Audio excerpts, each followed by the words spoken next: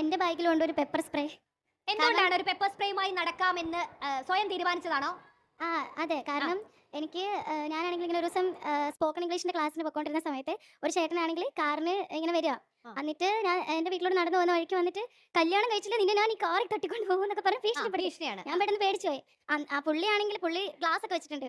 അപ്പൊ പുള്ളിക്ക് നല്ല ആരോഗ്യമുണ്ട്. അപ്പൊ നമ്മുടെ അടുത്തോട്ട് ആരോഗ്യമുള്ള ഒരാൾ വന്നു കഴിയുമ്പോഴത്തേക്കും നമുക്ക് എങ്ങനെ പ്രതികരിക്കാം? അപ്പം ജസ്റ്റ് പെപ്പർ സ്പ്രേ അടിക്കുവാണെങ്കിൽ ഇത് ആരോടെങ്കിലും പറഞ്ഞോ, കമ്മ്യൂണിക്കേറ്റ് ചെയ്തോ? ഞാൻ വീട്ടിൽ പറഞ്ഞു കഴിഞ്ഞിട്ട് ഇപ്പൊ കാർ നമുക്ക് എങ്ങനെയെങ്കിലും പിടിക്കണമല്ലോ. അപ്പൊ അവിടെ പോയിട്ടുള്ള CCTVs ഒക്കെ ചെക്ക് ചെയ്ത് പുള്ളിയുടെ കാറിന്റെ നമ്പർ സ്വിഫ്റ്റ് കാറാന്ന് എനിക്ക് അറിയായിരുന്നു. കാറിന്റെ നമ്പർ ഞാൻ നോട്ട് ചെയ്തിട്ടുണ്ടായിരുന്നു. സോ ആ നമ്പറിൽ പോലീസ് പിടിച്ച് പോലീസ് എന്റെ വീട്ടിൽ ആ പുള്ളിനെ കൊണ്ടുവന്ന് ഇനി നീ കൊച്ചിനെ ഭീഷണിപ്പെടുത്തുമെന്ന് ചോദിക്കുകയും ചെയ്തു. ഇല്ലാന്ന് പുള്ളി പറഞ്ഞിട്ടാണ് പോയത്. അപ്പൊ പിന്നീട് പുള്ളി ഇനിയിപ്പം പറയാൻ പറ്റില്ല പുള്ളി എങ്ങനെ പ്രതികാരം വീട്ടുമെന്നൊന്നും പറയാൻ പറ്റില്ല. സോ അതുകൊണ്ട് തന്നെ പുള്ളി ഈ പെൺകുട്ടിയുടെ ദുരനുഭവം ഒരു അവസരം കിട്ടിയപ്പോൾ തുറന്നു പറയുകയാണ് അല്ലേ. ഒരുപാട് സമൂഹത്തിൽ ഇന്ന് പെൺകുട്ടികൾ റീച്ച് കിട്ടാൻ വേണ്ടി വീഡിയോ ദുരുപയോഗം ചെയ്യുന്നവരുണ്ട്.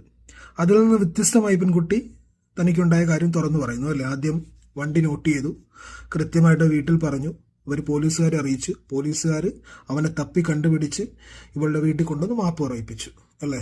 വളരെ ക്ലിയർ ആയിട്ട് പോയി.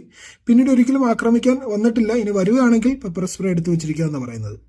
ഇത്തരത്തിലൊക്കെ ചെയ്താൽ മതി. അല്ലാതെ പെണ്ണുങ്ങൾ ബസ്സിൽ കയറിയ ഉടനെ വീഡിയോ ഒക്കെ എടുത്ത് മറ്റുള്ളവരുടെ ലൈഫൊക്കെ സ്പോയിൽ ചെയ്യുന്ന രൂപത്തിൽ അവരുടെ വീട്ടുകാരുടെ മുന്നിൽ അവഹേളിക്കുന്ന തരത്തിലൊന്നും വീഡിയോ എടുക്കേണ്ട ആവശ്യമില്ല. ഇത്തരത്തിലൊക്കെ ഇടപെടാം വേണമെങ്കിൽ.